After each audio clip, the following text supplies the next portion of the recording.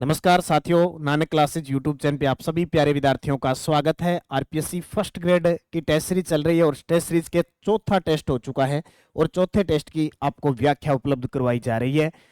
उम्मीद है कि जिस भी विद्यार्थी ने टेस्ट सीरीज ले रखी है बड़े मनोयोग के साथ, बड़ी मेहनत के साथ टॉपिक पढ़ के और टेस्ट दिया होगा और अगर इस प्रकार आप चलते रहें तो निश्चित आप सफल होंगे फर्स्ट पेपर के लिए। तो आरपीएससी फर्स्ट ग्रेड का टेस्ट सॉल्यूशन नंबर 4 है। 75 प्रश्न आते हैं, 150 अंक हैं और अब आगे से इसके अंदर साइकोलॉजी भी जोड़ी जा रही है। तो आगे का जो टेस्ट होंगे, जो 6 नंबर, ये 5 नंबर और 6 नंबर 7 नंबर टेस्ट होंगे, उसमें अपने जो साइकोलॉजी जोड़ी गई है वो भी शामिल करेंगे। तो करें स्टार्ट। चौथे सबसे पहले चौथा जो टेस्ट हुआ था उसमें टॉप पर 5 स्टूडेंट की चर्चा करें। टॉप 5 स्टूडेंट की चर्चा करें।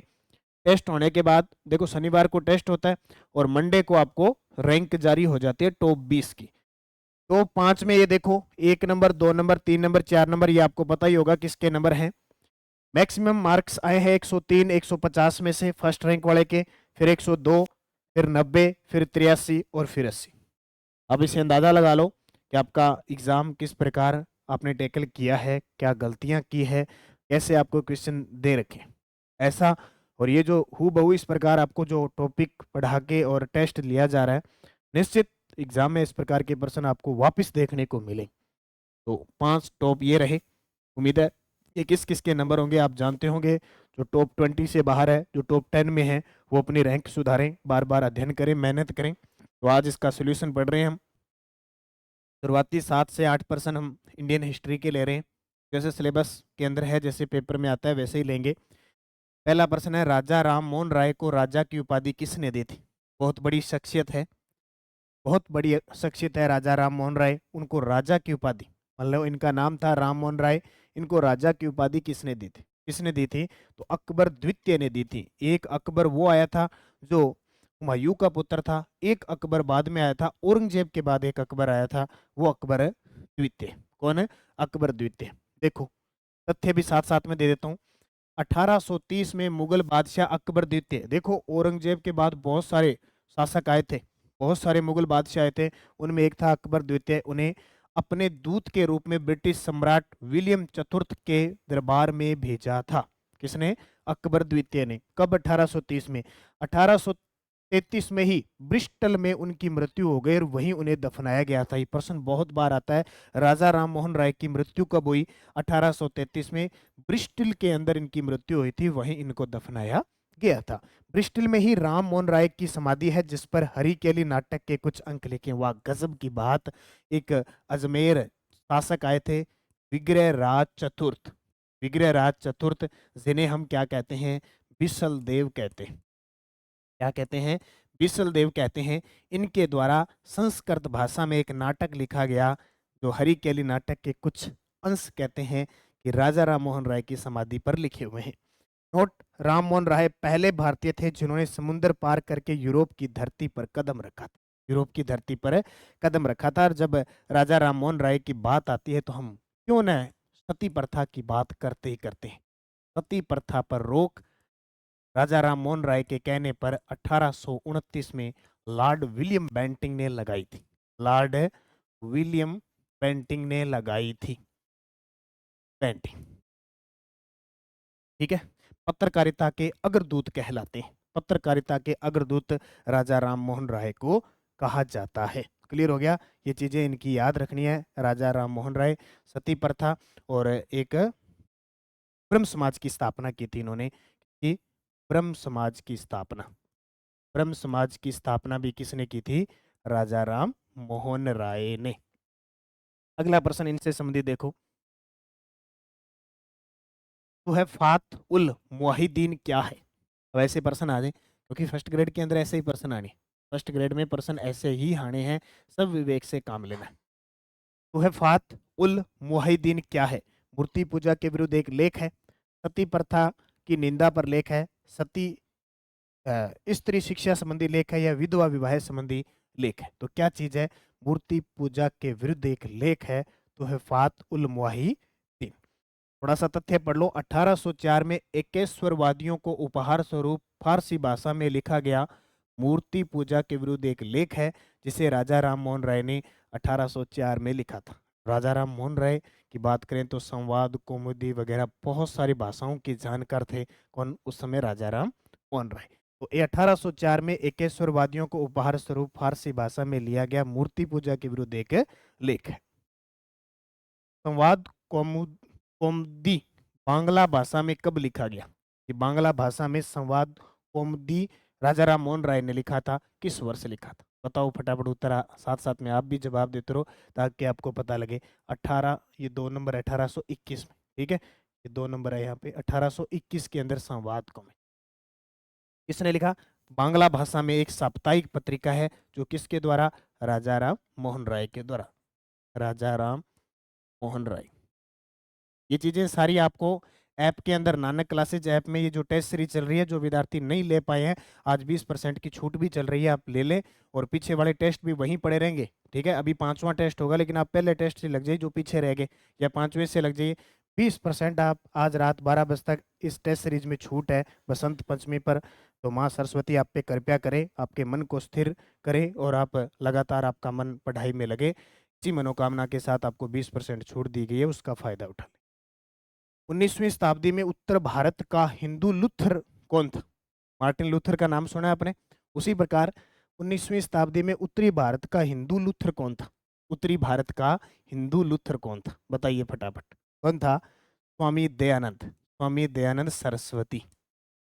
स्वामी दयानंद सरस्वती की बात करें तो जब भी स्वामी दयानंद सरस्वती का नाम आता है तो इनका जो मूल एक मंत्र था कि वेदों की ओर लौट चलो, वेदों की ओर लौट चलो। बोले जो वेद कहते थे वैसे काम करो, वेदों की ओर लौट चलो, ये नारा था किसका? स्वामी दयानंद सरस्वती का। दयानंद जी को हिंदू लूथर भी कहा जाता है। 1822 में आर्य समाज ने गो रक्षणी सभा की स्थापना की थी। और जब भी बात आए, अब देखो, जो वेद थे यानी आर्य सभ्यता से संबंधित थे, तो आर्य समाज की स्थापना किसने की थी? आर्य समाज की स्थापना 1875 बंबई में की थी। 1875 बंबई में किसने? दयानंद सरस्वती ने की थी। स्वामी दयानंद सरस्वती ने 1875 में आर्य समाज की स्थापना की थी मुंबई के अंदर। और इन्होंने, इनका एक नारा था, वेदों की ओर लौट चलो। विदेशी शासन कितना भी अच्छा क्यों ना हो, वह स्वराज्य की बराबरी नहीं कर सकता, यह कथन किसका है? विदेशी शासन, क्योंकि उस समय अंग्रेज थे, उस समय क्या थे? अंग्रेज थे। तो कहा कि विदेशी शासन कितना भी अच्छा क्यों ना हो, स्वराज्य की बराबरी नहीं कर सकता। ये बात किसने कही थी? दयानंद सरस्वती ने। किसने? दयानंद सरस्वती। देखो, सत्यार्थ प्रकाश ग्रंथ लिखा था इन्होंने दयानंद सरस्वती के 1883 के प्रामाणिक संरक्षण में। उन्होंने लिखा कि कोई कितना ही कहे परंतु स्वदेशी राज्य सर्वोपरि होता है। वह उन्होंने कहा कि विदेशी राज्य चाहे कितना भी अच्छा हो लेकिन वह सुखदायक नहीं हो सकता। मान लो आज अपने देश में है कि कोई पार्टी कैसे भी है, कोई नेता कैसा भी है, लेकिन हमें सुखद प्राप्त है कि हम और देशों के अलावा अच्छा लोकतंत्र है। हम 5 साल से हम सरकार चुनते हैं, वो चलती है, फिर हर अच्छा काम नहीं करते तो हम बदल जाते हैं। हम सुखदायक हैं, सुखी हैं, हमारा राज्य स्वराज्य खुद का राज्य है, ठीक है। तो ये बात दयानंद सरस्वती ने कही थी। भारत भारतीयों के लिए है, ये किसने कहा था? हमारा जो हिंदुस्तान है, हमारा जो भारत है, वो हमारे लिए है, ये बात किसने कही थी? भारत भारतीयों के लिए है, ये बात भी दयानंद सरस्वती ने कही थी। देखो, एनी बिसेंट के अनुसार, एनी बिसेंट का नाम सुना है आपने? एनी बिसेंट के अनुसार वे प्रथम भारतीय जिन्होंने कहा था कि भारत भारतीयों के लिए। एनी बिसेंट ये कहती है कि दयानंद सरस्वती पहले ऐसे भारतीय थे जिन्होंने कहा कि भारत भारतीयों के लिए है। वैलेंटाइन चिरोल ने अपनी पुस्तक इंडियन अनरेस्ट में आर्य समाज को भारतीय शांति का जनक कह दिया। अलग अलग इतिहासकार अलग अलग बात कह दी। तीर्थ यात्रा व्यर्थ है और अंधविश्वास दर्शाती है, ये दयानंद सरस्वती ने कहा था कि तीर्थ यात्रा व्यर्थ है और अंधविश्वास दर्शाती है। ये बात किसने कही? दयानंद सरस्वती ने। और भारत भारतीयों के लिए ये किसने कहा? दयानंद सरस्वती। अगला देखो, यदि कोई भारत को समझना चाहता है तो उसे विवेकानंद को पढ़ना चाहिए, ये कथन किसका? क्या बात है, जब विवेकानंद की बात आए तो एक गजब की बात आती है। उठो जागो तथा तब तक रुको नहीं जब तक कि लक्ष्य की प्राप्ति न हो। उठो जागो तथा तब तक रुको नहीं जब तक कि लक्ष्य की प्राप्ति नहीं। अपने उठ भी जाते हैं, जाग भी जाते हैं, लेकिन इंतजार करते रहते हैं। इंतजार करने से फल नहीं मिलेगा, उसको करने से, मेहनत करने से फल मिलेगा। तो यदि कोई भारत को समझना चाहता है तो उसे विवेकानंद को पढ़ना चाहिए। यह कथन किसने कहा था? ये रविंद्रनाथ टैगोर ने कहा था। रविंद्रनाथ टैगोर ने। देखो, विवेकानंद ने युवाओं के बारे में कहा कि आज देश को आवश्यकता है लोहे के स्नायु और इस्पात के नाड़ियों की। यानी देश को ऐसे युवाओं की जरूरत है जो लोहे की स्नायु नाड़ी तंत्र हो और इस्पात की नाड़ियां हो उनके अंदर, सांस हो। और जब भी विवेकानंद की बात आए तो हम 12 जनवरी को राष्ट्रीय युवा दिवस मनाते हैं। राष्ट्रीय युवा दिवस इनके जन्म दिवस को बनाते हैं। सुभाष चंद्र बोस ने विवेकानंद को राष्ट्रीय आंदोलन का आध्यात्मिक पिता कहा है। सुभाष चंद्र बोस ने। और नोट, सुभाष चंद्र बोस ने मोहन राय को युग दूत की उपाधि दी थी। राजा राम मोहन राय को सुभाष चंद्र बोस ने युग दूत की उपाधि दी। और देवेंद्र नाथ टैगोर ने तत्वबोधनी सभा की स्थापना की थी। कुछ अलग से फैक्ट है जो आपके काम की। किसने भाषण में, किन के भाषण पर न्यूयॉर्क हेराल्ड समाचार पत्र ने लिखा कि उन्होंने सुनने के बाद लगता है कि भारत जैसा ज्ञान संपन्न देश में अपने धर्म प्रचारक भेजना कितना मूर्खतापूर्ण कार्य है। देखो, किसने कहा था, किन के भाषण पर। और ये आपके दिमाग में एक चीज आती होगी, कौन सी? 1893 शिकागो सम्मेलन, शिकागो धर्म सम्मेलन हुआ था और भारत में भाग लिया स्वामी विवेकानंद ने। किसने? स्वामी विवेकानंद ने भाग लिया था। तो इनके भाषण पर न्यूयॉर्क हेराल्ड जो समाचार पत्र है उसने कहा कि उन्होंने सुनने के बाद, उन्हें सुनने के बाद लगता है कि भारत जैसा ज्ञान संपन्न देश में अपने धर्म प्रचार भेजना कितना मूर्खतापूर्ण कार्य है। मतलब इतना संपन्न है। तो ये स्वामी विवेकानंद के लिए कहा था। 11 सितंबर 1893 में शिकागो अमेरिका गए, जहां उन्होंने पार्लियामेंट ऑफ स्पीच रिलीजन में अपना सुप्रसिद्ध भाषण दिया। इस भाषण में उन्होंने पश्चिमी संसार के सामने पहली बार भारत की संस्कृति की महत्वता को प्रभावकारी तरीके से प्रस्तुत किया। ठीक है, यहाँ से हमारी भारत की धर्म की निष्ठा और उजागर होती है। स्वामी विवेकानंद जी ने हिंदी में जाके भाषण दिया था। और ये टेस्ट सीरीज है आपके सामने। ठीक है, इस शेड्यूल वाइज टेस्ट सीरीज में आपको 7 तो शेड्यूल के अनुसार और 13 मेगा टेस्ट मिलेंगे। टोटल 20 टेस्ट मिलेंगे नवीन जिलों के अनुसार। पूर्णतः नवीन टेस्ट सीरीज है। टेस्ट सीरीज की पीडीएफ आपको मिल रही है। करंट अफेयर्स की पीडीएफ आपको फ्री मिलेगी। जो राजस्थान करंट है वो फ्री मिलेगा आपको पीडीएफ, उसकी मंथली पीडीएफ फ्री मिलेगी। ठीक है, वीडियो क्लासेज मैं यूट्यूब पे दे रहा हूँ। तो कोई भी समस्या है 76 923 611 हेल्पलाइन नंबर पर व्हाट्सएप मैसेज करके आप देख सकते हो। और ये टेस्ट सीरीज ले लो, आने वाली जल्द फर्स्ट ग्रेड सबसे पहले आने के चांस बन रहे हैं। अगला प्रश्न देखो, 1924 में वायु कौन आंदोलन के संस्था, यहाँ पे थोड़ा सा मिस्टेक हुआ है। वायु कौन, वायु कौन। ठीक है, 1924 में वायु कौन आंदोलन के संस्थापक थे?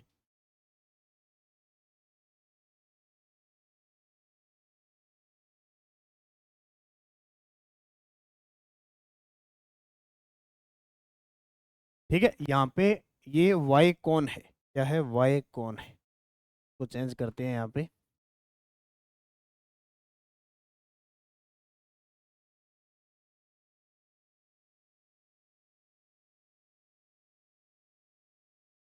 वाई, वाई कौन आंदोलन के संस्थापक कौन थे? तो वाई कौन आंदोलन के संस्थापक थे केपी केशव मेनन।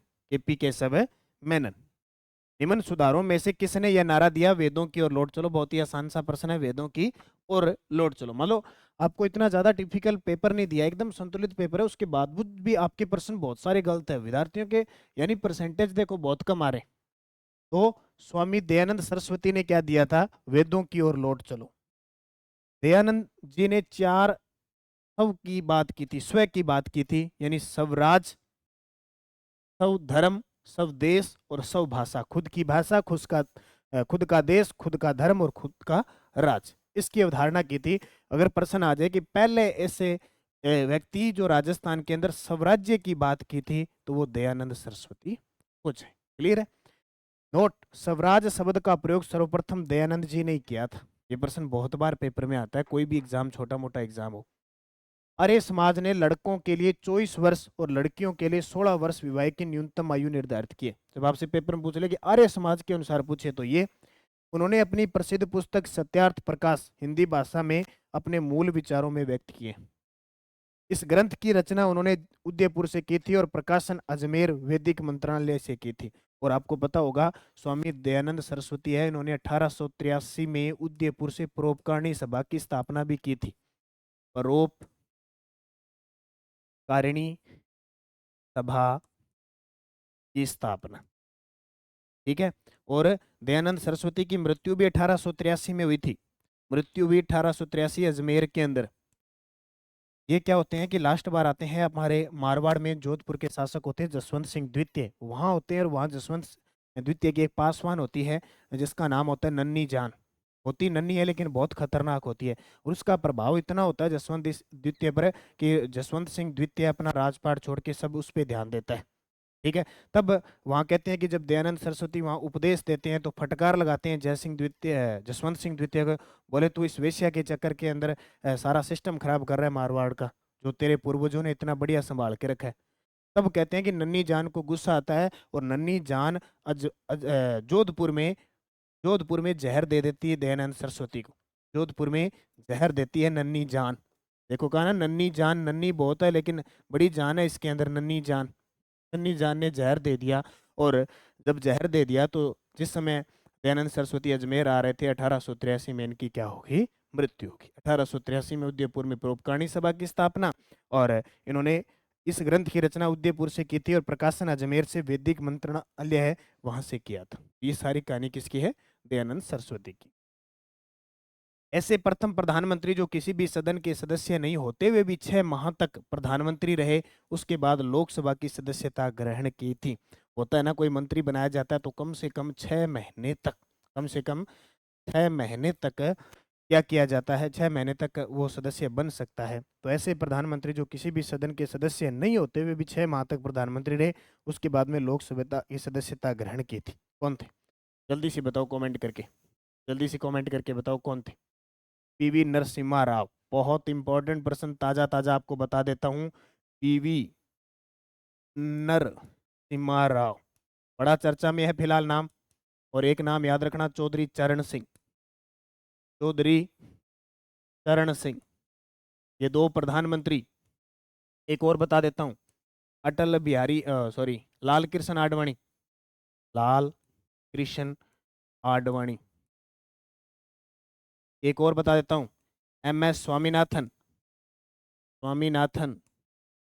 और एक और नाम बता देता हूं, कर्पूरी, कर्पूरी ठाकुर, ठाकुर, ठाकुर तो गयो, ये ठाकुर।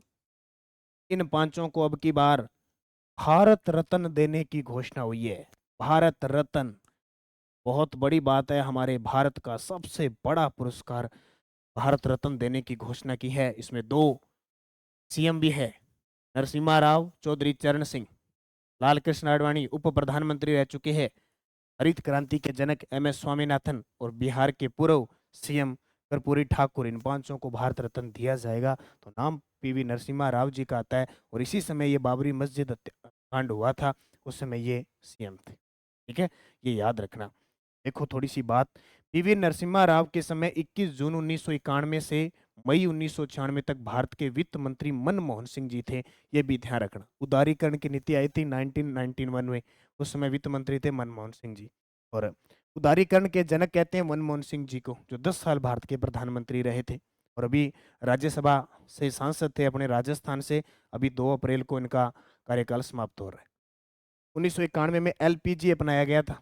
एलपीजी, एलपीजी का तात्पर्य उदारीकरण, निजीकरण, वैश्वीकरण। आपके दिमाग में तो एलपीजी गैस सिलेंडर ही गया जो 450 रुपए का है। एलपीजी का मतलब उदारीकरण, निजीकरण, वैश्वीकरण, ठीक है। तो ये चीजें आपको याद रखनी। निम्न में से किस प्रधानमंत्री ने विशुद्ध गुटनिरपेक्षता के विचार को प्रतिपादित किया। निम्न में देखो, आपके इस प्रकार के प्रश्न आने वाले हैं, नहीं कि नॉर्मल सीधा पढ़ लिया यार छोड़ दिया कर दिया, ऐसा नहीं होगा, ठीक है। ये चीजें पढ़ के टॉपिक पढ़ा करो, कैसे होगा। निम्न में से किस प्रधानमंत्री ने विशुद्ध गुटनिरपेक्षता के विचार को प्रतिपादित किया था। मोरारजी देसाई। अब देसाई ये ना समझ लो देसाई बीडी, ठीक है, देसाई बीडी है नहीं जी की, देसाई बीडी पर नाम आवा है, मोरारजी देसाई की फोटो आवे, मोरारजी ए है देसाई बे। दोस्तों आज देसाई के कौन आगे, मोरारजी देसाई प्रधानमंत्री है, ठीक है। आपसे पूछे गुटनिरपेक्ष, गुटनिरपेक्षता की शुरुआत जो की थी ना, गुटनिरपेक्षता उस समय प्रधानमंत्री थे पंडित जवाहरलाल नेहरू। पंडित जवाहरलाल नेहरू, पंचशील समझौता, और उस समय पंडित जवाहरलाल नेहरू थे। लेकिन विशुद्ध गुटनिरपेक्षता के विचार को प्रतिपादित किया था मोरारजी देसाई ने। देखो, मोरारजी देसाई 24 मार्च 1977 से 28 जुलाई 1979 तक रहे थे। भारत के पहले गैर कांग्रेसी प्रधानमंत्री थे, जनता पार्टी से बने थे 1977 में। इससे पहले ये उप प्रधानमंत्री बने इंदिरा गांधी के समय। भारत के पहले प्रधानमंत्री जिन्होंने अविश्वास प्रस्ताव पारित होने से पूर्व ही त्याग पत्र दे दिया। सर्वाधिक आयु के प्रधानमंत्री मोरारजी देसाई थे, 81 साल। मोरारजी देसाई ने विशुद्ध असली गुटनिरपेक्ष का नारा दिया था, किसी भी गुट में शामिल नहीं होना, ये इनका नारा था। भारत के एकमात्र ऐसे प्रधानमंत्री जिन्होंने दो देश भारत और पाकिस्तान का खोज सर्वोच्च नागरिक सम्मान भारत रत्न और निशान ए पाकिस्तान है, यानी पाकिस्तान का सर्वोच्च सम्मान निशान ए पाकिस्तान और भारत का सर्वोच्च सम्मान भारत रत्न प्राप्त कर चुके। सर्वाधिक 10 बार बजट पेश करने वाले वित्त मंत्री भी कौन? Morarji Desai. Council of scientific and industrial research CSIR का अध्यक्ष कौन होता है? तो अध्यक्षों की बात करें तो बात प्रधानमंत्री की है, तो जाहिर सी बात है भारत का प्रधानमंत्री। देखो, भारत का प्रधानमंत्री है ना, जो भारत का प्रधानमंत्री हमेशा नियुक्त होता है, कभी निर्वाचित मत कर देना, चयनित मत कर देना। लोकसभा में बहुमत दल का नेता, लोकसभा में बहुमत दल का नेता, दल का जो नेता होता है वो होता है। देखो, अभी तो बहुत ही आसान है, अच्छी सीटें आ जाती है। 582 में से 300, 350, 200, 80, 85 सीटें बहुमत के लिए चाहिए। नरेंद्र मोदी जी 10 साल से बन रहे हैं, आगे क्या कंडीशन है पीछे 10 साल पहले ये युग देखो आप, 1980 से लेकर और 2000 की कहानी। यहाँ देखो, अटल बिहारी वाजपेयी से पहले पहले कभी सरकार गिर गई, कभी गठबंधन टूट गया, कभी कुछ हो गया। उस समय राजनीतिक समझने वाली बात थी। आजकल तो कोई चलता किधर ही चल जाता है, कोई किधर से चल जाता है, कोई दिक्कत ही नहीं है, आराम से बन जाते हैं। पहले वाली कंडीशन थी, अब तो थोड़ी राजनीति बस वैसे सीधा भी होने लगी। तो भारत का प्रधानमंत्री हमेशा नियुक्त होता है संविधान के अनुच्छेद 75 के अनुसार। ठीक है, संविधान के अनुच्छेद 74 ये कहता है कि राज्य में राष्ट्रपति को विधिक सहायता देने के लिए एक मंत्री परिषद होगी देश के अंदर, जिसका प्रधानमंत्री होगा। 75 में उसकी नियुक्ति है। और लोकसभा में बहुमत दल का नेता प्रधानमंत्री होता है। प्रधानमंत्री की नियुक्ति राष्ट्रपति करता है। प्रधानमंत्री त्यागपत्र राष्ट्रपति को देता है। प्रधानमंत्री को हटा सकता है, राष्ट्रपति हटा सकता है। ये चीजें क्लियर हो गया। अब देखो, प्रधानमंत्री निम्न के अध्यक्ष होते हैं, नीति आयोग के अध्यक्ष होते हैं हमेशा, जो भी वर्तमान में होगा। अंतर्राज्यीय परिषद के होंगे, राष्ट्रीय एकता परिषद के होंगे, राष्ट्रीय सुरक्षा परिषद के होंगे, राष्ट्रीय विकास परिषद के होंगे, वैज्ञानिक व औद्योगिक अनुसंधान परिषद के होंगे, राष्ट्रीय गंगा नदी बेसिन प्राधिकरण के अध्यक्ष होंगे, विश्व भारती विश्वविद्यालय के कुलपति होंगे, और एकमात्र विश्वविद्यालय जिसके कुलाधिपति प्रधानमंत्री होते हैं। अपने देश के अंदर जितने भी केंद्रीय विश्वविद्यालय उनका कुलाधिपति राष्ट्रपति होता है। तो विधि विश्वविद्यालय उनके कुलाधिपति मुख्य न्यायाधीश होता है, और जो राज्यों के अंदर राज्य विश्वविद्यालय होते हैं उनके राज्यपाल होता है। और ये विश्व भारती विश्वविद्यालय उसके कुलाधिपति एकमात्र ऐसे जो प्रधानमंत्री होते हैं। क्लियर है, ये ध्यान रखना इंपॉर्टेंट चीज है। अगला, प्रधानमंत्री मंत्रिमंडल रूपी भवन की आधारशिला है। यह कहना अधिक युक्ति संगत प्रतीत होता है कि प्रधानमंत्री सितारों के बीच चंद्रमा है। यह किस विद्वान के शब्द है? और वास्तव में है, जितने भी सितारे हैं उनके बीच चंद्रमा होता है। आज की बात अगर हम करें, मतलब नॉर्मल बात आज की बात करें, तो प्रधानमंत्री है नरेंद्र मोदी जी, सबके सितारे हैं, पूरी मंत्री परिषद। और आज नरेंद्र मोदी जयपुर आ रहे हैं, आज नरेंद्र मोदी ने वहां उद्घाटन किया, आज ये मंत्रिमंडल की बैठक हुई, आज ये फैसला लिया गया। आता है कि नहीं है? वास्तव में चंद्रमा की तरह चलता है। ये बात किसने कही थी, ये आपको बताओ फटाफट। आपने टॉपिक पढ़ा है अच्छे तरीके से?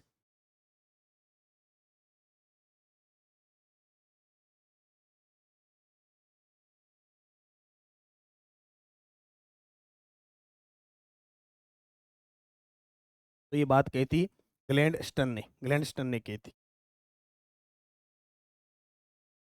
भारतीय संविधान के किस अनुच्छेद में मंत्री परिषद की नियुक्ति और पदच्युति का विवेचन किया गया है? यानी नियुक्ति और पद से हटाने का विवरण किस केंद्र है? ये तो बता सकते हो, अभी बता के हम बिल्कुल ताजा ताजा। अनुच्छेद 75, राष्ट्रपति को विधिक सहायता देने के लिए एक मंत्री परिषद होगी जिसका प्रधानमंत्री होगा, वो तो है 74 में। 75 के अंदर है प्रधानमंत्री और मंत्रियों की नियुक्ति, राष्ट्रपति द्वारा। देखो अनुच्छेद 15, छेद 15(1) क्या कहता है कि प्रधानमंत्री और मंत्रियों की नियुक्ति, कार्यकाल, त्याग पत्र और हटाने का उल्लेख है 75(1) में। 75(2) में है प्रधानमंत्री व केंद्रीय मंत्री परिषद राष्ट्रपति के प्रसाद पर्यंत इच्छा पर्यंत धारण करता है। 5 वर्ष तो होता है, ये रह गए 5 वर्ष है, ये तो जरूरी नहीं है। प्रधानमंत्री और मंत्री परिषद का कार्यकाल राष्ट्रपति के प्रसाद पर्यंत होता है। 75(3) केंद्रीय मंत्री परिषद सामूहिक रूप से लोकसभा के प्रति उत्तरदायी होती है, यह एक संवैधानिक बाध्यता है। 75(3) में अभी मैंने बताया था ना। 75(4) शपथ का उल्लेख है, और शपथ दिलाता कौन है? राष्ट्रपति दिलाता है। 75(5) कोई मंत्री जो निरंतर 6 माह के किसी अवधि तक संसद के किसी सदन का सदस्य नहीं है तो अवधि की समाप्ति पर मंत्री नहीं रहेगा।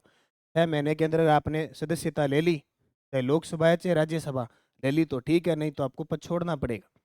75(6) कहता है कि वेतन, भत्ते और पेंशन का उल्लेख है, आपको वेतन मिलेगा, भत्ता मिलेगा, सब कुछ मिलेगा, ये इसका अंदर लुक है। ये सारी बातें 75 की याद रखना। इसे घोड़ाजीरा भी कहा जाता है, जो विश्व का लगभग 40% अकेला राजस्थान में होता है, जिसका अनुसंधान केंद्र मंडोर में। 15% आपके हिस्ट्री के और पॉलिटिकल के पूरे हो चुके हैं। अब राजस्थान का टॉपिक रहा था आपके पशुधन और कृषि, पशुधन और कृषि रहा था, तो इसका उत्तर हो जाएगा इस भूगोल। घोड़ाजीरा भी कहते हैं, जो विश्व का लगभग 40% होता है, अकेला राजस्थान में होता है, जिसका अनुसंधान केंद्र मंडोर जोधपुर के अंदर है। इसकी बात हो रही है इस भूगोल की औषधि है। क्लियर? कपास की फसल निम्न में से कौन सा संबंध नहीं रखता कपास की फसल से? देखो बिनोला, एक बिनोला खल होती है और एक बिनोड़ा होता है ना, क्या संबंध है?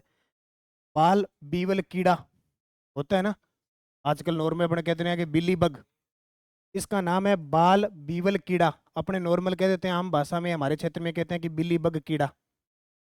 बिट्टी कॉटन होता है, बिट्टी का बिट्टी कपास है। किस्म है सम्राट किस्म, ये गलत है। ये सम्राट किस्म चने की है, ये सम्राट किस्म किसकी है? चने की है। कपास जब भी होती है काली मिट्टी में होती है, काली मिट्टी कह दो या रेगूर मिट्टी कह दो, और जब यहाँ मिट्टी होती है इसलिए इसको कपासी मिट्टी कहते हैं, कपासी मिट्टी कहा जाता है। और इसे वैज्ञानिक नाम है इसका वर्टिसोल्स। क्या नाम है? वर्टिसोल्स इसका वैज्ञानिक नाम है। और कपास एक खरीफ की फसल है, खरीफ की फसल, खरीफ की फसल है, और इसे कहते हैं सफेद सोना, सफेद सोना कहते हैं। आम भाषा में इसको बनिया कहा जाता है, आम भाषा में इसको क्या कहा जाता है? बनिया कहा जाता है। इसकी अगर हम किस्म देखें तो एक अमेरिकन कपास होती है, अमेरिकन कपास को कहते हैं नरमा। ये प्रश्न बहुत बार आता है, अमेरिकन कपास जिसे नरमा कहते हैं, और ये सबसे ज्यादा श्री गंगानगर हनुमानगढ़ में होता है। ठीक है, क्लियर है ये चीज? निम्न में से कौन सी नस्ल गाय की नहीं है? एक पशुधन का टॉपिक और एक कृषि का टॉपिक था। तो देखो सांचोरी गाय की नस्ल है, मालवी है, काठी है। ठीक है, काठी कह दो इसे, या इसको मेवाती कह दो। इसको कोसी भी कहा जाता है, कई अलग अलग नाम है, मैं आपको बता देता हूँ। कोसी, मेवाती, काठी, महसाना भैंस की नस्ल है। इसकी भैंस की। गाय की नस्लें देखो हरियाणवी है, हरियाणा साइड, कांकरेज जालोर सिरोही साइड, सांचोरी सांचौर में, राठी जिसे राजस्थान की कामधेनु कहते हैं, पशुओं में राजस्थान की कामधेनु, और ये गंगानगर हनुमानगढ़ बीकानेर साइड पाई जाती है। मालवी मालव क्षेत्र में, थार पारकर जैसलमेर बाड़मेर साइड में, बीकानेर से लेकर नागौरी पर्वतसर नागौर और नागौरी बेल, मेवाती मेवात में, काठी गिर अजमेरा रेंडा, एक ही तीनों नाम है, तीनों ही अजमेर में होती है। और शाहीवाल, और आपने सुना होगा लाल सिंधी, शाहीवाल और लाल सिंधी, इनके मिश्रण से क्या बनी है? राठी। शाहीवाल और लाल सिंधी से बनी है राठी। भैंस की बात करें, सूरती, बदावरी, जाफराबादी, महसाना, रथ, मुर्रा, ये सारी भैंस की नस्ल है। क्लियर? अगला देखो, 20वीं पशु गणना के बारे में असत्य कथन बताओ। 20वीं पशु गणना के बारे में असत्य कथन बताना है।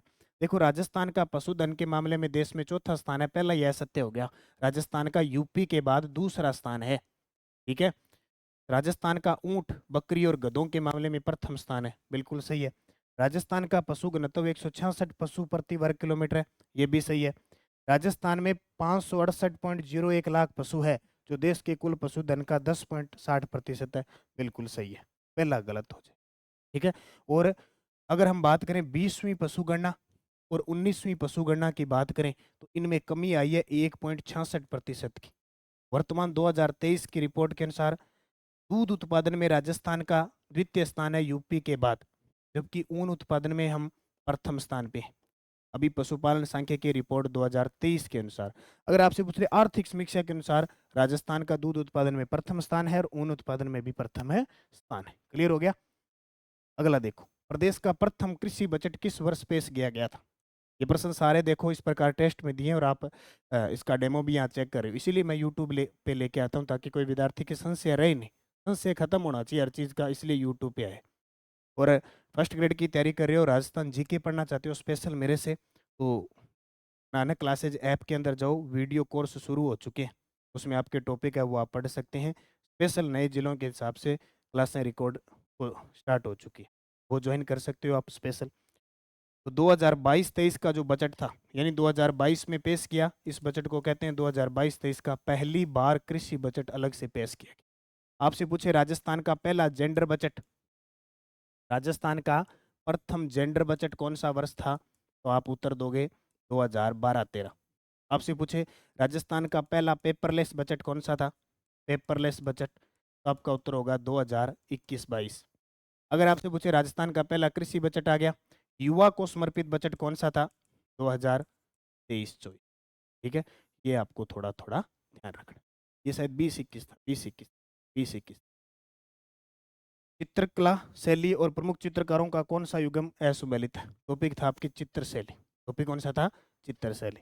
देखो, बूंदी शैली के चित्रकार है रामलाल और सुरजन सिंह। मेवाड़ शैली के चंपालाल हीरालाल, ये गलत है। किशनगढ़ शैली के अमरचंद निहालचंद। बनी ठणी आता ही आता है प्रश्न, अभी जूनियर अकाउंटेंट में प्रश्न आया। मारवाड़ शैली के भाटी देवदास, भाटी शिवदास। जबकि चंपालाल और हीरालाल है, ये नाथ द्वारा चित्र शैली के। एक चित्रकार पूछेंगे, पिछले फर्स्ट ग्रेड में आपसे ये पूछा था, कमला और इलायची किस शैली की चित्रकार है, नाथ द्वारा की। कमला और इलायची, अच्छा मैं गिरनाली को नहीं नाम है, ये दोनों महिला चित्रकार है, नाथ द्वारा चित्र शैली। कमला अरे इलायची, सूंठ अदरक आ जा नहीं तो चलो चाल ही मान लिया। पर कमला और इलायची दोनों महिला चित्रकार है, नाथ द्वारा चित्र शैली। अब दो और ध्यान रखियो, हीरालाल जी और चंपालाल जी भी नाथ द्वारा का। क्लियर, याद रह जाओ। अगलो देखो, ये तो बहुत ही आसान है, बहुत बार पेपर में टपक जाता है। जयपुर के किस चित्रकार ने महाराजा ईश्वरी सिंह, ये महाराजा ईश्वरी सिंह 1733 से लेकर 1750 तक गद्दी पर बैठे थे, भाई जय सिंह के पुत्र थे। आदमकद चित्र बना दिया, आदमकद होता है पूरा चित्र हु बहू एकदम वही चीज बनाया। राजस्थान का पहला आदमकद पोर्ट्रेट माना जाता है इसको। ये किसने बनाया था, साहिब राम ने। किसने बनाया, साहिब राम।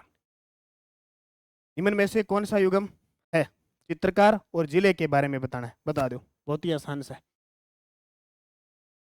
गोवर्धन लाल बाबा उदयपुर के हैं क्या, गोवर्धन लाल बाबा गलत है, गोवर्धन लाल बाबा कांकरोली राजसमंद।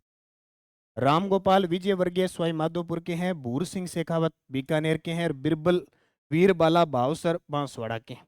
तो कौन सा गलत हो जाएगा, ये गोवर्धन लाल बाबा को कहते हैं भीलों के चितेरे, भीलों के चितेरे। एक नाम याद रखना, भैंसों के चितेरे, भैंसों के चितेरे, भैंसिया का चित्र बनाना, तो अलग अलग शौक हुआ है सबका। परमानंद चोयल, ठीक है, अलग अलग शौक होते हैं सबके, किस किसके चित्र बनाने। राज्य पशु ऊंट के बारे में सत्य कथन बताओ। ऊंट, ऊंट 2019 की गणना के अनुसार राजस्थान में ऊंटों की संख्या 13.26 लाख है। गलत है भाई, 13.26 लाख तो नहीं है ऊंट। 2000 अभी 20वीं पशु गणना आई है 2019 में, यानी 20वीं पशु गणना आई है, कितने 2.13 लाख ही बचे हैं। 2019 में 2012 की तुलना में ऊंटों की संख्या में 34.6 की कमी हुई है, ये बिल्कुल सही है, घटे हैं 34.6%। नाचना सवारी की दृष्टि से ऊंट की श्रेष्ठ नस्ल है, गलत है। सवारी की दृष्टि से ऊंट की सर्वश्रेष्ठ नस्ल नाचना नहीं है, बल्कि गोमट है। क्या है, गोमट ऊंट की श्रेष्ठ नस्ल मानी जाती है। जबकि जो नाचना है ना, वो ऊंट, यानी सवारी की दृष्टि से तो ऊंटों की श्रेष्ठ नस्ल है गोमट, जबकि सीधा पूछे नाचना, ऊंटों की सर्वश्रेष्ठ नस्ल है, ऊंटों की सर्वश्रेष्ठ नस्ल है। ऊंट में तरड़िया रोग पाया जाता है, गलत है। ऊंट में सर्रा रोग पाया जाता है। तरड़िया जो रोग होता है ना, वो भेड़ों में पाया जाता है। इसमें भेड़ों में पाया जाता है। एक इसका उत्तर से। निम्न में से कौन सी उनालू की फसल है? अब ये जो प्रश्न है ना, ये बहुत सारे विद्यार्थी कंफ्यूज हुए होंगे मेरे हिसाब से, अगर सही नहीं पढ़ा है। कारण उनको ये पता नहीं कि उनालू क्या बला है, ये उनालू क्या बला है। अगर किसी को ये पता लगा कि उनालू कहते हैं रबी की फसल को, और इसी को कहते हैं हाड़ी, यहाँ कहा नहीं आप हाड़ी सावणी, हाड़ी। अब जिसने उनालू को समझा वो सही हो गया।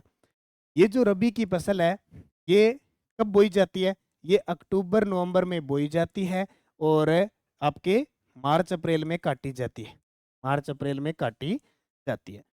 देखो अब 4 ऑप्शन आपके सामने, मसूर, मेथी, तारो मिरो और सोयाबीन। इनमें से सोयाबीन है वो खरीफ की फसल है, सोयाबीन है खरीफ की फसल है। ठीक है। अब रबी की फसल मैं आपको बता देता हूँ 2-4 रबी की फसल। अब देखो खेतों में सरसों बोई गई है, खेतों में गेहूं बोई गई है, खेतों में चना है, जौ है, जोई बाढ़ गए उबा है, मटर है। ठीक है, ये है ना सरसों, गेहूं, चना, जोई, मटर, ये सारी की सारी है। बाकी मसूर, मेथी, तारा मेरा, ये सारी की सारी। अलसी है, राई है, ये सारी रबी की है। खुशहाल सिंह चंपावत की पराजय के बाद ब्रिटिश सेना ने आउवा पर किस दिन कब्जा किया था?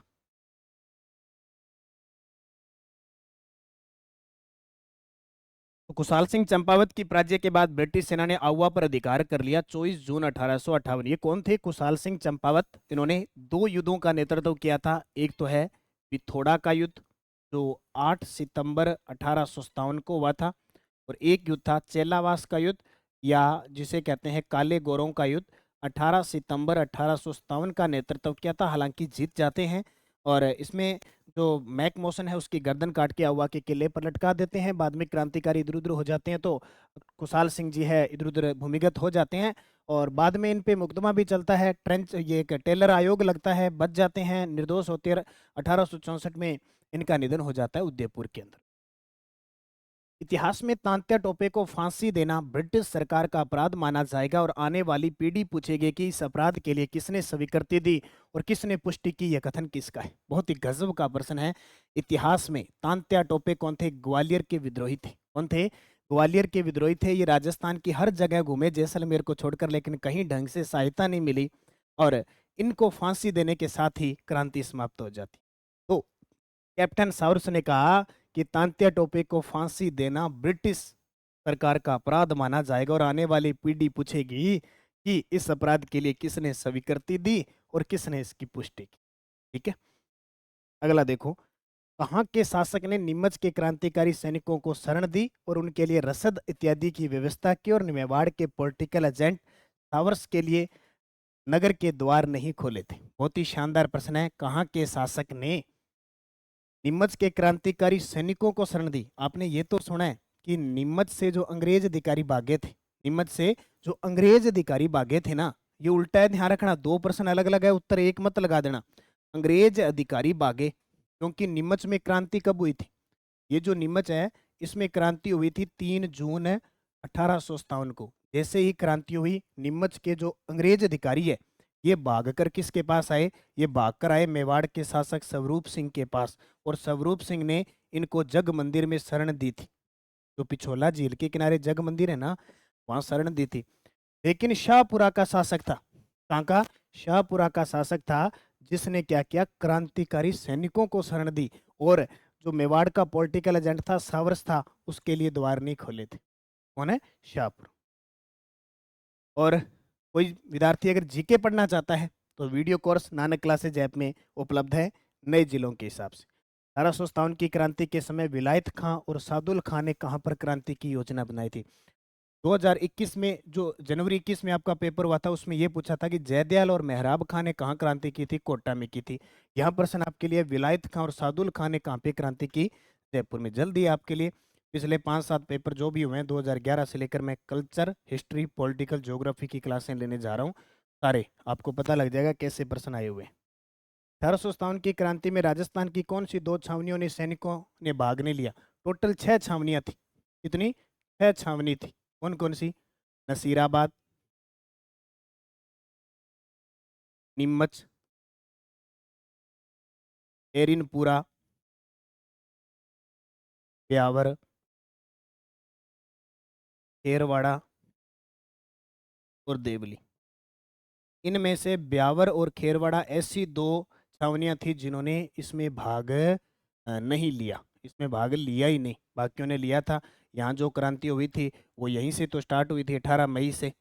नीमच में 3 जून को हुई थी, एरनपुरा में 15 अगस्त को हुई थी, सॉरी 21 अगस्त को हुई थी, 21 अगस्त को। देवली में 5 जून को हुई थी। राजस्थान के शहरी गरीब और कमजोर तबके के नागरिकों को उच्च गुणवत्ता वाली प्राथमिक स्वास्थ्य सेवाएं निम्न में से किसके द्वारा प्रदान की जा रही है?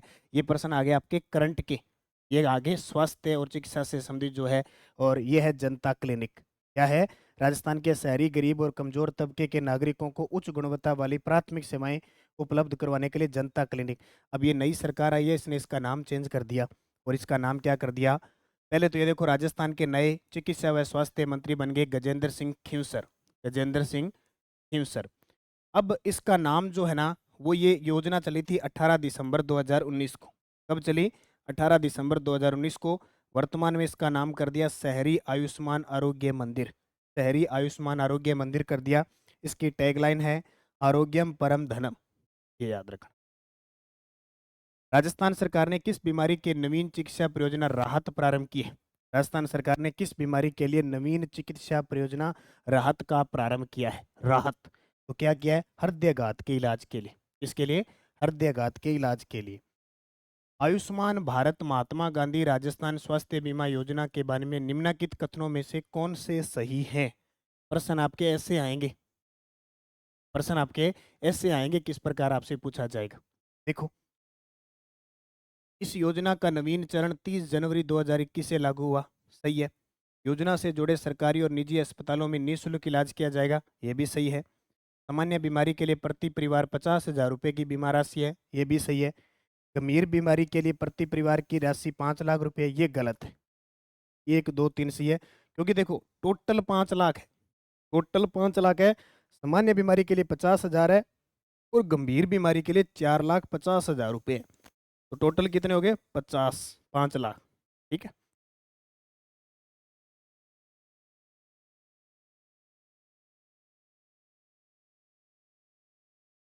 मुख्यमंत्री निःशुल्क दवा योजना राजस्थान में लागू की, ये तो फिक्स ही प्रश्न है। मुख्यमंत्री जांच योजना और निःशुल्क दवा योजना, इनको दोनों को पढ़ते रहना। तो निःशुल्क दवा योजना 2 अक्टूबर 2011 से शुरू हुई थी। राजस्थान में राष्ट्रीय आयुष मिशन का उद्देश्य क्या है? और इसके तहत अभी सरकार ने घोषणा की है अपने इस बजट के अंदर 2024 में, बोले 21 जून को हम आयुष विधि का प्रयोग बढ़ाने के लिए काम करेंगे। तो आयुष मिशन का उद्देश्य है राज्य के आयुर्वेद, होम्यो, यूनानी, योगा और प्राकृतिक चिकित्सा पद्धतियों का विकास करने का टारगेट है। राष्ट्रीय ग्रामीण स्वास्थ्य मिशन NRHM में केंद्र व राज्य की भागीदारी कितनी है? केंद्र और राज्य की भागीदारी 60-40। राजस्थान सरकार द्वारा जारी राजस्थान सिलिकोसिस नीति 2019 फ्लैगशिप कार्यक्रम में शामिल है कि में कौन सा कथन सही नहीं है? वर्तमान में राजस्थान में खतरनाक बीमारी है सिलिकोसिस, और राजस्थान सरकार की सिलिकोसिस नीति 2019 आई थी। पत्थर तोड़ने, पीसने, खनन कार्य इत्यादि में कार्यरत श्रमिकों को पत्थर की डस्ट से सिलिकोसिस रोग होता है, यानी फेफड़े का रोग होता है। सिलिकोसिस रोग से प्रभावित होने पर रोगी श्रमिकों को 3 लाख रुपए की सरकार सहायता दे रही है। सिलिकोसिस रोग के कारण मृत्यु के पश्चात संबंधित श्रमिक के परिजन को भी 2 लाख रुपए मिलते हैं, और दाह संस्कार के लिए 10,000 रुपये मिलते हैं, और पेंशन मिलती है 1,500 रुपये प्रति माह। उपयुक्त सभी सत्य है। ठीक है, ये पूरी मैंने आपको बताई दी। ज़्यादा इसमें देखो 1,500 रुपये पेंशन मिलती है। इसके द्वारा लिखित गांधी ए लाइफ इन 3 कैंपेन्स नामक पुस्तक का अनावरण किया। आपके पेपर में 1 या 2 पुस्तक पक्की आएगी। आपके पेपर में 1 या 2 पुस्तक आनी आनी है। तो MJ Akbar, Gandhi A life in 3 campaigns पुस्तक का अनावरण MJ अकबर। हाल ही में किस केंद्रीय मंत्री ने मोदी एनराइजिंग ए ग्रीन फ्यूचर नामक पुस्तक का विमोचन किया? एक पुस्तक का विमोचन किया भूपेंद्र यादव, केंद्रीय मंत्री जो पर्यावरण मंत्री है और श्रम मंत्री है। ठीक है। किस भारतीय सेना के पूर्व सेनाध्यक्ष ने 4 stars of destiny and autobiography शीर्षक से अपनी आत्मकथा लिखी? अपनी आत्मकथा लिखी। ये पुस्तक सीधी आएगी, बस इनमें और कोई ज्यादा नहीं है। मनोज मुकुंद नरवणे। शिक्षा वाणी योजना की शुरुआत कब से हुई? ये आगे आपके शिक्षा में नवाचार। बाकी पिछली सरकार के इस प्रकार के प्रश्न है। शिक्षा वाणी, पहले तो वाणी का मतलब, इसका मतलब रेडियो से सुनेंगे, ये दृश्य नहीं है, सुनने है, सुनने वाली है। शिक्षा वाणी 11 मई 2020 को शुरू हुई थी। 11 मई 2020 को। देखो, कोविड का समय था, ये शुरू हुई थी। वाक्य था, प्यारे बच्चों कान लगाओ, पढ़ते जाओ, बढ़ते जाओ। कान लगाने, क्योंकि वाणी है तो कान ही लगाने पड़ेंगे। शिक्षा वाणी का आकाशवाणी के ऑल इंडिया रेडियो पर राजस्थान के कितने रेडियो स्टेशन पर निःशुल्क प्रसारण होता है? कितने पे हुआ? 25 रेडियो स्टेशन। शिक्षा वाणी का ऑल इंडिया रेडियो पर प्रसारण समय कितना था? शिक्षा वाणी पर ऑल इंडिया तो कितना था? 55 मिनट। कितना? 55 मिनट। कैसे था? देखो, प्रातः 11 बजे से 11:55 तक 55 मिनट सोमवार से शनिवार प्रसारण होता है। दैनिक सामग्री में था समय पहले 15 मिनट 1 से 2 कक्षा के लिए, 16 से 35 मिनट कक्षा 3 से 8 के लिए, और 36 से 55 मिनट कक्षा 9 से 12 के लिए। अब मेरे हिसाब से आगे फर्स्ट ग्रेड के अंदर इस प्रकार के प्रश्न टाइम वो नहीं पूछेगा जहाँ तक है, लेकिन फिर भी हमें थोड़ा गौर करके देखना है, क्योंकि एक एक प्रश्न हमारे लिए कीमती है। शिक्षा वाणी कार्यक्रम के अंतर्गत हवा महल कार्यक्रम का प्रसारण किया जाता है। हवा महल, हवा महल का नाम सुना? प्रत्येक शनिवार। शिक्षा वाणी कार्यक्रम की रूपरेखा के अंतर्गत कक्षा 1 व 2 के लिए कंटेंट उपलब्ध करवाया जाता है। शिक्षा वाणी कार्यक्रम के रूपरेखा के अंतर्गत कक्षा 1 व 2 के लिए कंटेंट उपलब्ध कराया जाता है। कौन सा? मैना की कहानी। सुनिए कि तोता मैना की कहानी, सिर्फ इसमें मीना की कहानी होगी। पहली व दूसरी के लिए होगी मीना की कहानी। कक्षा 3 से 12 के लिए होगा पाठ्यक्रम आधारित कंटेंट। ठीक है। और ये देखो नोट एक बात, शिक्षा वाणी की सीबीएसई द्वारा संचालित पॉडकास्ट आधारित एप्लीकेशन भी है, जिसका उद्देश्य उचित समय पर बच्चों और अभिभावकों को सूचनाएं संप्रेषित करना। क्योंकि उस समय ये था, कोरोना था, चला नहीं था, तो अभिभावकों को जितना सचेत किया जाता था उसी हिसाब से वो बच्चों पर ध्यान रख पाते थे। शिक्षा दर्शन कार्यक्रम की शुरुआत कब हुई? 1 जून 2000। ये दर्शन आ गया टेलीविजन वाला, शिक्षा दर्शन, इसका मतलब देखने वाला आ गया। क्या आ गया? देखने वाला। शिक्षा दर्शन कार्यक्रम का ध्येय वाक्य क्या था? बच्चों देखो ज्ञान बढ़ाओ, पढ़ते जाओ, बढ़ते जाओ। वो कान लगाओ था मैं, क्योंकि सुनना था, इसमें देखना था, तो बच्चों देखो ज्ञान बढ़ाओ, पढ़ते जाओ, बढ़ते जाओ, ये था। शिक्षा दर्शन कार्यक्रम RSCERT यानी राजस्थान शिक्षा विभाग द्वारा किसके सहयोग द्वारा संचालित किया जा रहा है? ये ऐसे प्रश्न पुराने नहीं होंगे, इनको अच्छे तरीके याद रखना। यूनिसेफ के सहयोग से। किसके सहयोग से? यूनिसेफ। ठीक है। शिक्षा दर्शन कार्यक्रम डीडी राजस्थान द्वारा निःशुल्क 3 घंटे 15 मिनट या 195 मिनट प्रसारण समय के साथ कितने स्लॉट में सोमवार से शनिवार किया जाता था? अब इस वीडियो में ये कितने स्लॉट वगैरह सारे आ गए, अब दोबारा इनको पढ़ने की आपको जरूरत पड़ेगी नहीं है। कितने? 2 स्लॉट में। ये 2 स्लॉट कैसे थे? देखो, प्रथम स्लॉट, द्वितीय स्लॉट। प्रथम स्लॉट कक्षा 9 से 12 और समय था इसका 12:30 से समय 3 PM। 2 घंटे था और इधर 1.25 घंटे था। नोट, प्रत्येक शनिवार के दिन कौशल कला और क्राफ्ट। अब ये चीजें पेपर में नहीं आने वाली, ठीक है, इन पे ज्यादा दिमाग मत लगाना। शिक्षा दर्शन कार्यक्रम के अंतर्गत RSCERT द्वारा जारी प्रसारण समय कक्षा 1 से 5 तक का था। क्या आ जाएगा? क्योंकि आपके टॉपिक दे रखा है तो हमें इस प्रकार के प्रश्न लेने पड़ते हैं इलाज में। जब टॉपिक दे रखा है तो हो सकता है आगे चेंज हो। 3 से 3:30। निष्ठा का पूरा नाम, ऐसे प्रश्न सदाबहार हैं, इनको याद रखना है। निष्ठा का पूरा नाम क्या है? National initiative for school heads and teachers holistic advancement, ये निष्ठा का पूरा नाम है। ठीक है।